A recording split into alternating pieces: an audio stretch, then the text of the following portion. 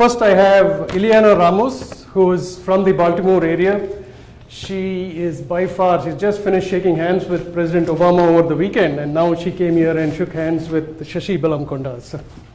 Thank you. But she's very well known in the nonprofit advocacy space. She's the principal and CEO of Speak Hispanic Communications, and she founded the Border Kids Relief Project. She has a business in communications and public relations, but she spends a lot of time in helping the community. So that's Ileana Ramos. I have Roger Mecca, who, if you were ever in the Harrisburg area, you might recognize him from the Fox 5 affiliate there. But Roger and me, we actually are connected. We do some work with Weinberg and Harris. He represents the PR component of this panel, where some best practices that we can follow in getting in touch with reporters, how to get some media coverage. Ileana, of course, will tell us some case studies on how she has used it for her campaigns. And last but not the least is my friend Mario Armstrong. I knew there would be a time 5 years later that I would need to invite him to a panel. So I started connecting with him in 2007. At that time, he used to be with NPR, still an entrepreneur, used to be very active in the Baltimore tech scenario. He has he is now not only with NBC's Today Show, but also something called the Never Settle Club, which I think you should check out. So Mario brings in, like, what are the media doing? Like, how many people have seen a hashtag flash on their TV when you watch TV? I don't know what to do with the hashtag, right? So very often they actually tell you what to do with the hashtag. They say like, hey, tweet us back and we'll put your opinion on the screen. So media has changed so much that it's only news. So Mario will bring in the perspective of what happens behind the scene at television stations. How do they work out that, and how, as media professionals or PR professionals / marketing and communications, we can use that as well.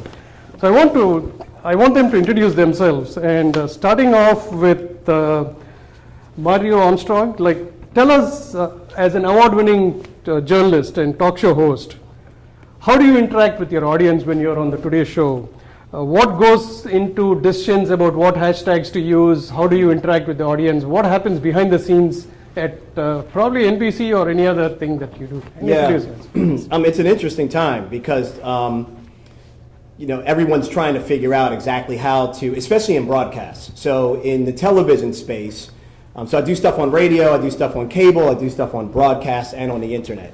So specifically in the broadcast space, like the Today Show and other news outlets and channels like that, or when I'm on like Katie Couric's show or something like that, it's really trying to figure out the most authentic way to get people to engage with the current content that you're talking about. So the way we've seen it be used, number one, is there something in the news specifically happening that is water cooler-ish? Something that people will just talk about that has its own buzz. Can you advance that story, though, in some way through social, beyond just throwing up a poll or just throwing up a question on the air and hoping people respond to that? Many of you may have seen, specifically with the Today Show, we were the first. Other shows have done it now, but we did the Orange Room. Has anyone seen that enough to understand what the Orange Room is? Okay, anyone not see the Orange Room? I just want to know if I need to explain it. Okay, so real quickly, the Orange Room is treated as our social pulse to viewers at home. So it's almost like our TV show, the Today Show's liaison between the viewer at home and real-time viewing that's happening. The challenge with that is so to pull that off, let me first say you need a few producers, the right technology equipment, and the challenge still today is how much of it can be done in real time. Because many times, as you'll see, it's graphics that are posted. Like, here's a tweet that came in, or here's someone's Facebook post. But you don't see us really pulling up Facebook Live or see us pulling up Twitter Live. You see these graphics that are nicely done that someone in the graphics department put together. So there's this lost gap of time between when something actually happened in social and it's actually appearing on the air. So there's that differential, and I want to get into that later in terms of where I think the shift is going in terms of more real-time social media interactivity. But for us, what we do prior to air, we're thinking about what segments we want to tease. What's teasable? What do we think the viewership will respond to or will want to appointment set for? So if we know a certain segment's going to happen at 7:45, we might say that because it's a certain thing that we think people will be into. We'll look for that engagement early on prior to anything happening on air. When it comes to hashtags and those decisions based around that, it still has to start with what's going to make good TV. And for us, for at least when I say us, because I'm on multiple networks, so I need to clarify, because different networks handle social differently. But for us, when I'm on the Today Show, it's what's going to move the story forward, what's going to bring more positive impact to a story. How can we tell it in a different way through viewers, videos, images, tweets, and posts? It's all about trying to find that different perspective. The challenge is you have to still filter stuff, because you'd be surprised at the stuff that tries to come through that people think might just end up on air. So you still have to have the right systems and the right technology in place to be able to put that on air in a way that you feel comfortable that nothing drastic or dramatic is going to happen negatively on air. When it comes to specifically picking hashtags, those are wrapped around themes of the show that we already are doing. So most of the times it's some content that we're already working on. Maybe it's 365 days of giving back. Maybe it's Throwback Thursday. We might jump onto things that already happened in the space. But a lot of times it's based around series or specials that we're looking to do throughout that week of content. And then you have to manage it. You have to have people that are actually going to be able to respond to that. So if Kathy Lee and Hoda, KLH Hoda, if they're throwing their hashtag out there, they have to still have somebody that's going to respond to that hashtag and to that content that's coming in. And so we're trying to find newer ways to bring viewers that are at home actually into the on-air process. Excellent. Thank you very much. How many of you remember the last hashtag that you saw on TV? Just shout out any hashtag that you've seen. Big Bang Theory? Anything else? Dancing with the Stars. So. Sure. So I think very often people have a second screen. And they look at the second screen, they're actually tweeting out what they're watching. So that's very important. Thank you very much, Mario. Sure. So Ilian, I know nonprofits have huge budgets, they have huge staff, right? Right. But in terms of advocacy and your successes in social good and advocacy, like how does social tweeting to reporters, what are some best practices, what has succeeded for you? Many of us, even if we don't use it for our day jobs, I'm sure we volunteer with nonprofits, we're always thinking about how do we manage to get as many impressions, as much engagement, sometimes as much fundraising as possible. So give us some of your secrets. Well, as he was probably trying to point out in an ironic way, right? Nonprofits are unfortunately usually very poor. I hope none of you can relate to that, but I've been in this side of the fence.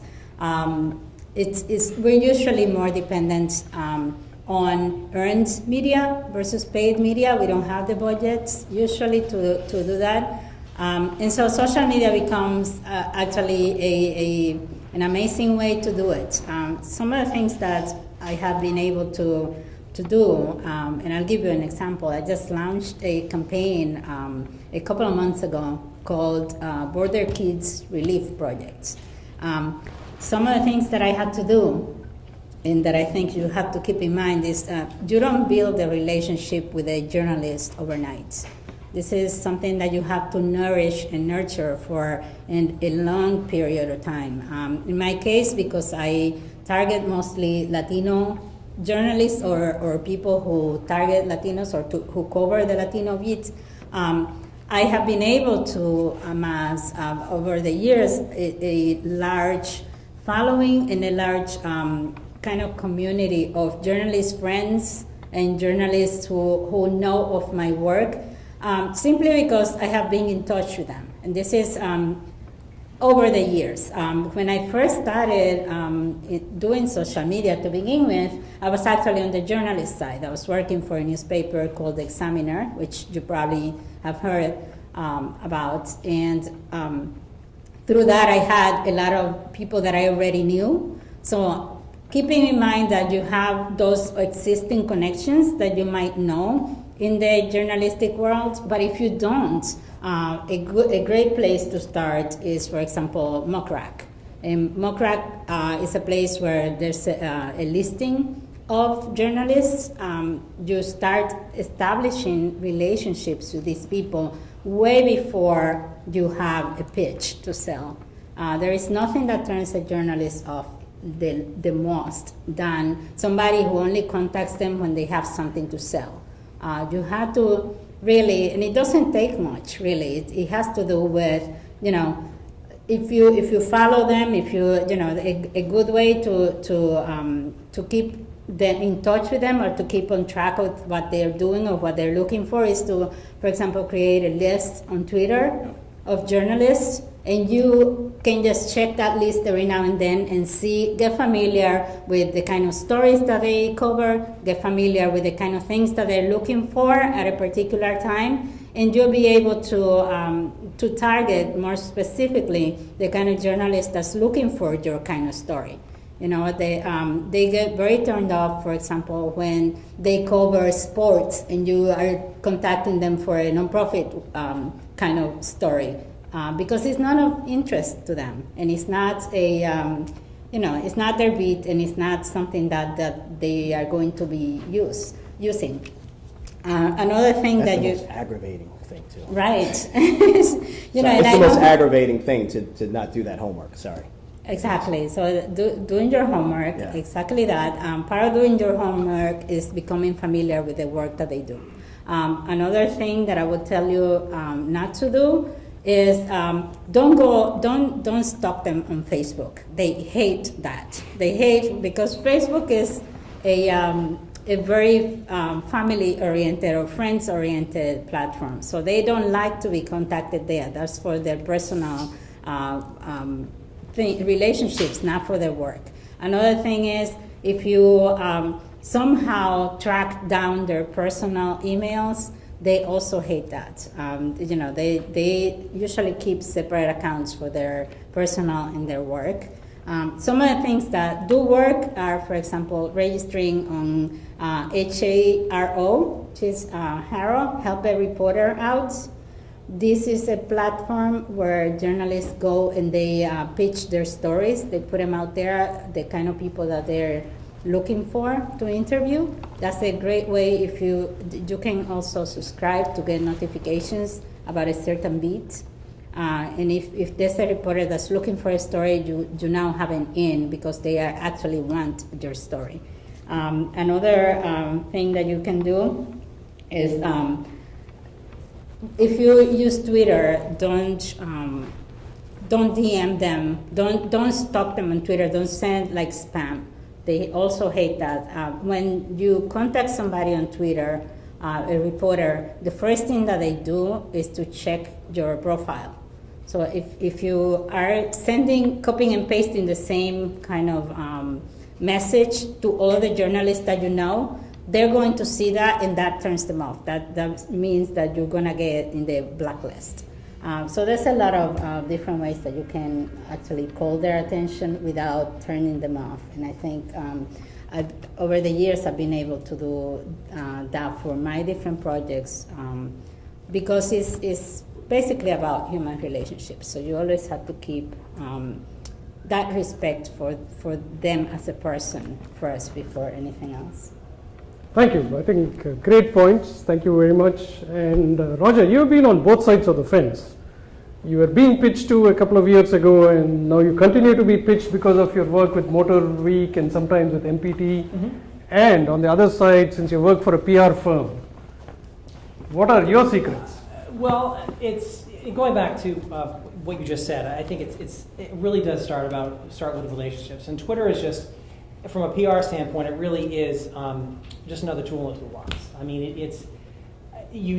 there was a poll done recently, last couple of years, that said less than 25% of reporters actually use Twitter as a way to collect pitches and stories.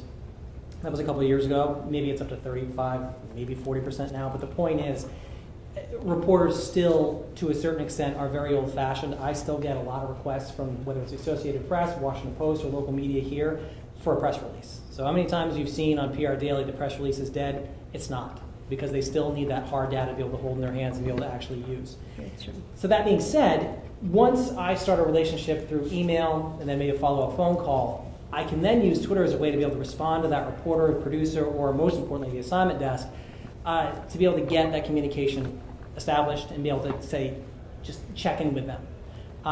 You are absolutely right on every point that you made. I could not stress it enough about just stalking reporters. They hated it. I hated it when I was a news anchor. Loathed it with a passion because it feels the same way as if someone's trying to stalk you from a dating site. It feels creepy. And you know that they're just out for one thing. And it's not for your personality. Now that it gives you an opportunity, you need to use that opportunity of Twitter to be able to reach out to reporters in a way that you are actually showing that you want to do a little bit of homework with them. Just retweeting and favoriting every once in a while is a real cheap, easy way to be able to start that relationship, but they can see through it. It's very easy to do. So start responding to them even when you don't need anything from them, even when you don't have anything to pitch to them. Just reply to their request. Social media, I think we so often forget, is about being social. It's not just standing up on a soapbox with your fingers in your ears, shouting your promotion or whatever your campaign is. You need to interact, you need to ask questions, you need to reply to those questions and talk to people and see what you can give back to them because they're asking you for that. I used Help a Reporter Out earlier today. That is a great avenue to be able to reach reporters if you're trying to be able to get your company out there. If you have a wide variety, obviously at my firm we cover a lot of different avenues, so we're able to kind of fill the questions pretty easily. So from a reporter standpoint and from the other side, when I was an anchor, we used Twitter and Facebook as a way to be able to personalize ourselves so you didn't just see a head sitting up there talking about whatever coming up on the teleprompter. And I think that's another way for you to be able to, as a marketing and PR professional, to be able to relate to that person because they're trying to break down some barriers and they're trying to make themselves feel a little bit more human. You know, they take a picture of their shoes, or what was going on behind the set, or a funny joke that was just told, or things that are happening during commercial break. If you can respond to that, it's going to pay off because they're doing it for a reason. That being said, reporters who are out in the field, I can't tell you how many times I've been out with them, especially the older print journalists, feel like Twitter is a little bit of a hassle. It's one more thing they have to start doing now. It's like, oh, okay, hold on a second, I got to tweet this. And they're annoyed by it because it's one more thing they have to do and they're already busy. So being able to show that their work is not going to waste and they're not wasting their time putting that stuff out there is very important. It can help out with that a lot. Regarding, from a PR standpoint, regarding hashtags specifically, it's funny. I read so many things these days talking about hashtags are dead. No one's using hashtags anymore. And quite honestly, I don't see them very much by a lot of national Twitter feeds. Just this morning when I was looking at TweetDeck, Huffington Post, Time, Today Show, Washington Post, a lot of them when they're distributing a story via Twitter, there's no hashtag. The direct address of another person on Twitter seems to be much more prevalent than hashtags are. That's not to say they're not used. I know, for instance, all the local stations, they will use a predisposed hashtag like WJZ, hashtag WJZ, or hashtag WBL, or whatever it might be, or hashtag breaking news when it's applicable. Because they need to be careful of just throwing up a hashtag for a breaking news story or some other story that they're covering that could be taken by someone else. They may not have the time to be able to research whether or not someone's using that, or it could lead to something that's defamatory toward the company. So the use of hashtags, whether you're a reporter or in PR, you got to be careful of what you're doing. I mean, just this week on Twitter, Donald Trump, I don't know if anybody else saw this, he had a request to, did you see it? No. Okay, so he had a request from a fan saying, hey, my parents were huge fans of yours. You were a huge inspiration to who they were in their life. Could you please retweet a picture of them in their honor? And he did it. Well, unfortunately, it happened to be a picture of two serial killers from the 1970s. So that created a whole storm of people saying, hey, could you post a picture of my uncle? And it was Adolf Hitler. Or my cousin was in a horrible burning accident. Could you tweet his picture too? And it's Freddy Krueger. So he opened himself up to this huge barrage because he just didn't do his homework. And that's somebody who, should know what they're doing. And we see it all the time. It happens to companies constantly on Twitter. So as I'm kind of jumping all over the place here, but I'm trying to get a lot of stuff in. From my point of view, using Twitter and using hashtags particularly, you need to know what's out there and what you're being a part of, because you could very easily find yourself in a horrible storm of bad publicity just by spending 5 minutes to find out what you're actually tweeting and retweeting, for that matter, as well. I also found that Twitter, one thing I'll kind of wrap this up with, is that Twitter has allowed for the public to start being the actual creators and distributors of news more so than the other way around. 20 years ago, we got our news from the news. We waited to see what was happening. We waited to find out what was going on in the world from Peter Jennings or Tom Brokaw or Washington Post or whatever. Now we use Twitter. The news world is using Twitter as a way to be able to find leads and find stories based on what is happening out there. If there was an incident that happened right outside this hotel, more often than not, they would find out about it from somebody else who's on Twitter who the news station or news organization is following. Then they have to respond to that, be able to follow up with it, and then they can actually use Twitter as a way to be able to get more information about the event. And that's really quite important because that's never happened before. We are at a point now where you are just as important to the news cycle as anybody out there who is a professional journalist.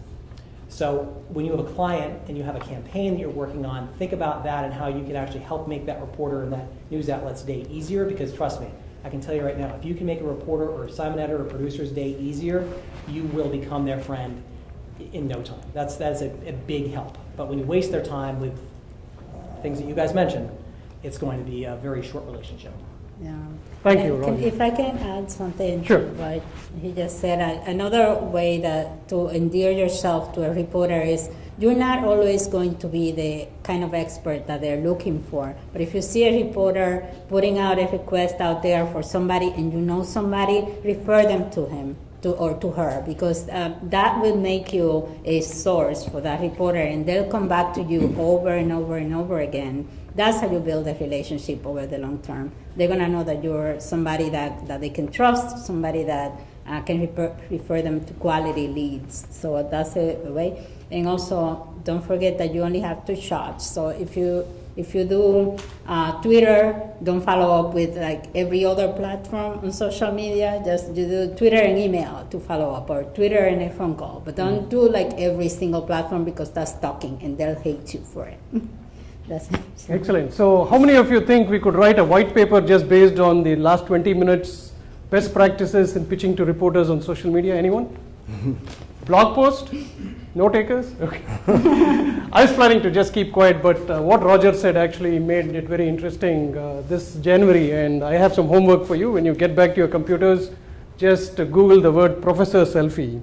So it was an emergency landing, and to Roger's point, like, I just didn't think anything of it. The oxygen mask dropped. I took a selfie. When we landed safely, I just put it on Twitter. I can't imagine how many TV stations from Boston, Philadelphia, and Washington, D.C. were interested in the story, and it became like Georgetown professor tweet selfie during emergency landings. So that was, it's just to give you an example that yes, people are looking for stories on Twitter as well. Yeah, there was another one that happened recently after the Ray Rice, all what's been going on with domestic violence in the NFL, and there was a domestic violence advocacy group that had a Twitter handle or a hashtag handle that was something related to why did she stay, or she didn't leave, or something like that. And I forget, it was Pizza Hut or Papa John's or whoever it was said something like, it was because of the hot pizza. Well, just find out what you're hashtagging. I mean, somebody lost their job over that. And because there's no amount of apologizing is going to be able to satisfy it. I'm curious to ask, how many people in the room have to pitch, or their job is to pitch journalists to get your clients coverage or get seen? Show of hands, anybody does that? How many of you are making purchasing decisions based off of brands to try to get them, I guess, earned media? How many people are dealing with paid media? How many people here deal with buying media? Okay, a few hands. Okay, and then how many of you deal specifically with trying to really work as much as you can on earned media versus paid? Just a few. So most people here are in paid media. Is that safe to say? Okay, I just want to make sure I'm understanding exactly who I'm talking to when I'm wrapping my comments around. I just want to open it like it's supposed to be a more interactive panel, and if you have questions for the panelists, it'll be You could use the microphone or just tweet them to us. yeah. We all have While the phones. microphone's being passed around, I will say that I don't mind being stalked on Twitter. I don't mind at all. Okay, so here's a question. I mean, you've kind of covered You some of this sure? already, but Chris says he tells a great story that kind of launched his career where he had his presence in social, he wasn't doing anything particularly special. And then one morning, the local Fox station in New York said, Chris is a social media expert. They called him to be on the news. He was on the news that morning, and then it kind of launched his career. Or it helped, anyway. How do you look for people like that? And how can a person maybe try to get positioned as a person like that, that local reporters would be interested in going to them as a resource for knowledge in media, social media marketing, all that sort of thing? I can talk about that. Because I kind of became that by accident completely, just because I tweet a lot, and but I think that you cannot wait until you have something to sell to talk about a topic. You have to kind of you have to own your niche. You have to become the expert on that topic. And by that, I mean you participate in online conversations, you interact with people who talk about the subject, you create content that talks about the subject. So you don't just wait for whenever the journalist is asking for that kind of person or looking for that kind of story, but you kind of create the story by talking about it and by interacting with people who do. That's how you get journalists to notice you. For example, when there's a trending topic about, you gave a good example about, why she left, why she stayed. That was about domestic violence. And if you happen to be either you have an experience on that, or, you write about the topic, or you write about topics that are related to that, you want to be part of that conversation when it's happening, because all of the journalists are going to be paying attention to that conversation. If it's trending or there's a lot of people talking about it, you better believe that somebody's watching that thread. Same thing with conferences. Like this conference has a hashtag. I'm sure all of the journalists that are covering marketing are interested in what is being said at this conference. So if you tweet during a conference and you get involved in the subject, you are going to be noticed if you have something to say about it. It's not just not just retweeting or posting selfies of yourself, but you have to be interesting. You have to be, have a sense of humor, have a different angle about the subject, and they're more likely to notice you. Thank you. And Mario, I'm going to put you on the spot. What kind of people are you looking for in your future stories? Maybe there's somebody in the room who you can approach. I'm going to pitch him. I got a client. It really kind of all depends. It really depends on what's of interest at the time, or what topics that we're really focused on. But I guess in order to get attention, like you were saying, it really boils down to three things, I think, for me. One is, do you talk about this often, or is this just like a great 140 characters or less way that you just said something, or is this something that you routinely do? Two, what was your prose? Like because it gives us a sense of how you might be on air, depending on how you actually talk in social. So if you're combative, that might let us know that where you sit on a particular spectrum of a debate. If you are very inquisitive, your personality can be seen. You're curious, humor is also good. So I think it all depends on the story, though, because I mean sometimes this stuff is like, it has nothing to do with you building a relationship or building an expertise. You just happen to be at the right place at the right time, and you tweeted something, and it was a fresh perspective, and it caught somebody's attention. Other times, your content could be used without you even knowing it was being used. For example, like one of my favorite go-to real-time, probably the only real-time go-to app that I use for stuff like this when I really want to zoom into anywhere of the world and find out what's going on, is a tool called Banjo. If you haven't checked it out, it's ban.jo. But this is an amazing way to be able to see publicly posted social comments, photos, videos, anything that's public at any particular place in the globe. So not only can I do that, but I can also kind of pay attention to particular hotspots. So if I know some natural disaster is taking place in some area, or a particular crime happened in some place, or a product launch is happening at a certain location, I can zoom in and actually get the information for the story from people that are actually affected by the story. Not people in Oklahoma talking about what's happening in San Francisco, but people in San Francisco talking about what's happening right there in San Francisco. So sometimes it's just you're at the right place at the right time. But when we are looking for people that we cultivate, you would have had to have gotten somebody's attention at some point, and that comes through the consistency.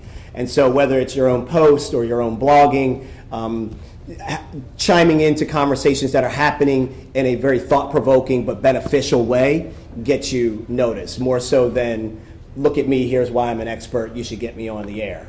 So it's difficult, but it definitely happens. Any tips on using public interest network? It's PIN. I think NPR uses that a lot for the stories. Anybody members of PIN network? No. Are you? What about Roger? Have you had any? I personally have never used it. Okay. But I mean, just to follow up on the last question, it really does. It takes a certain amount of work to be able to get to that point where people are going to actually pay attention to notice to what you're doing.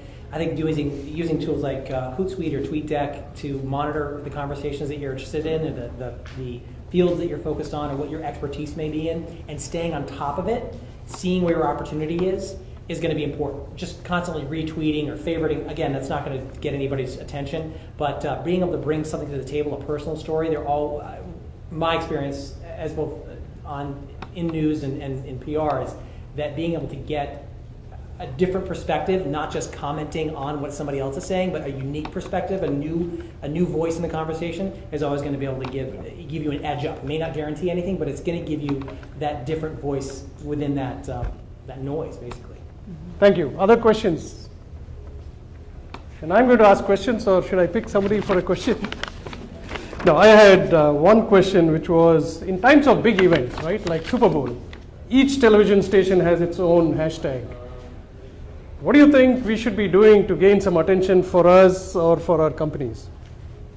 I think that knowing what your company and your campaign is all about, because I think that not all social media should be used by all companies and all campaigns. There certainly are. I mean, I have a client that I'm working with that their platform and their app that they're using is really based on a strong visual presence. Just they have no presence on Instagram at all, and it's beyond me why they never did that.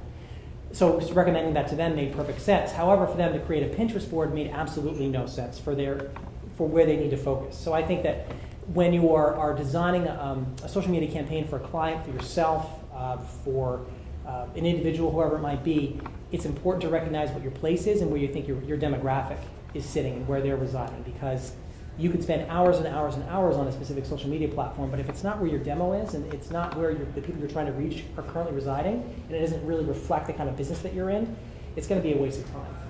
And that's what I recommend to all my clients when I work with them, because they always think, well, I'm going to do everything. It's like, no, don't do a bunch of things kind of, sort of okay. Do 2, maybe 3 really, really well, and you'll find the results are going to be a lot better. Yeah, I recall a story when I was doing the Orange Room, when I had to host in the Orange Room, I had to fill in for Carson, and it was Thanksgiving time. And so Target was the sponsor, but they were the sponsor of a social element that was happening within the Orange Room. It was called #MyKindOfHoliday. So if any of you are Today Show fans, or if you watch the show during Thanksgiving, yeah, I see a few head nods. You remember, like, the whole idea was to have viewers send in images that to them represented this holiday for them. And it just had to be tagged with #MyKindOfHoliday. And so there was a judging committee that would eventually pull some of these posts, and I think it was like 5 or 10 different people would get like $100 gift certificates or something like that to Target.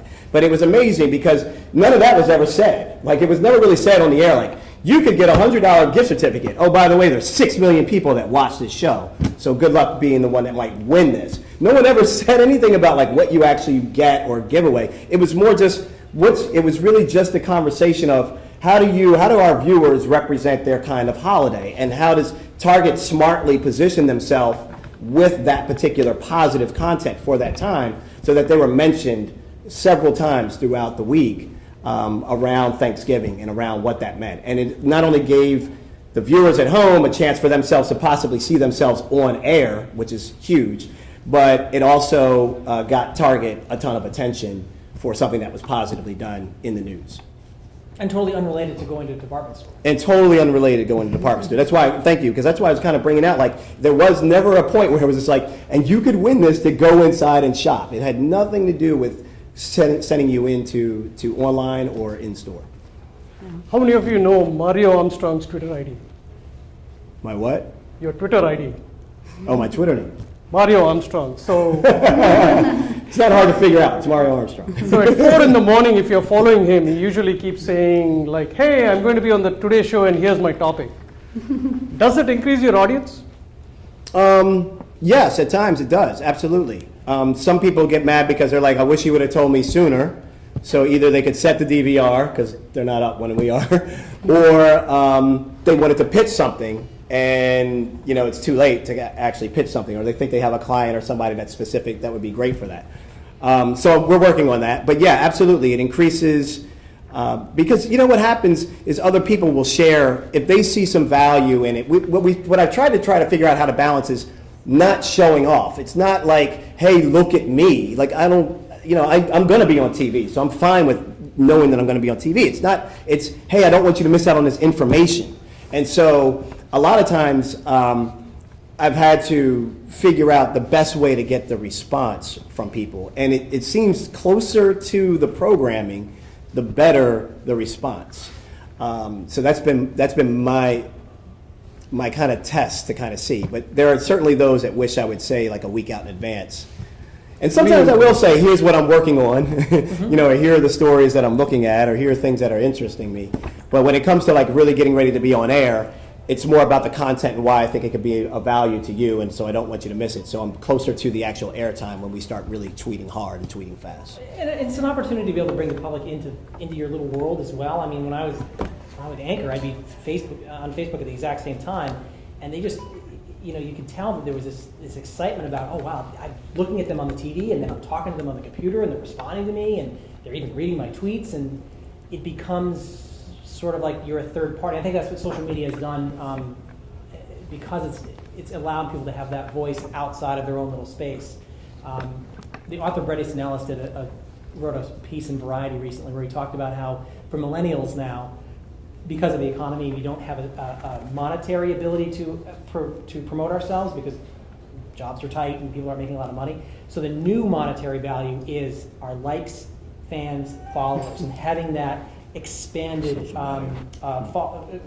fellowship around you saying, you're great, you're wonderful, I like what you're doing, is the new commodity. Great. Elian, you should have the last word. Why don't you share 3 tools that you use in general for the work that you do? Well, to get journalists' attention, I mentioned before Harrow, help a reporter out. That's one. I use a platform called Vocus, which is, it gives you access to a very extensive list of journalists that you can actually break down into, the topics that you're about to pitch. And it gives you, the beauty of that is that it gives you the contact information where you can go beyond social. So it's not just the Twitter account or whatever, but you get the phone numbers and the emails, and you can start building that relationship even before you have something to pitch. And then just Twitter lists. I use a lot of Twitter lists. I have a bunch of reporters that I follow very closely, because I work on Latino issues, and there's a lot of news going around, and things like immigration and things like all kinds of issues. I follow them closely because at any given point they're working on a story that pertains to the work that I do, and so it's not just when I have some news to offer, but also like when I have a point of view to offer, that's going to add to the larger conversation. I think that, you may think that if you're in the product side, and if you're working with paid media more than anything, that you're not interested in really pitching journalists. That's more like the PR people's work. But it's very satisfactory when you have, for example, a campaign that catches the attention of the media, that goes beyond just, we paid for this ad to be published, but that is actually talked about in the papers as, this is a cool campaign, or this is such a successful thing. So, I hope that the tips that we're giving you here at least help to build that kind of momentum for the campaigns or the products that you're selling, because it, in the end, is going to help you even more, It's not just, it doesn't just pertain to the PR people. Thank you, ladies and gentlemen. I don't want to take away the last word, but I do want to say something I just saw yesterday. For all you ad people out there, you are going to be able to buy things on Twitter very soon. You're going to be able to one-click buy an item on Twitter or article, whatever it is on Twitter. So you're going to be using it the same way that we are. Thank you very much, Mario, Ilian, and Roger. A big hand for them, ladies and gentlemen. Thank you, guys. Thank you.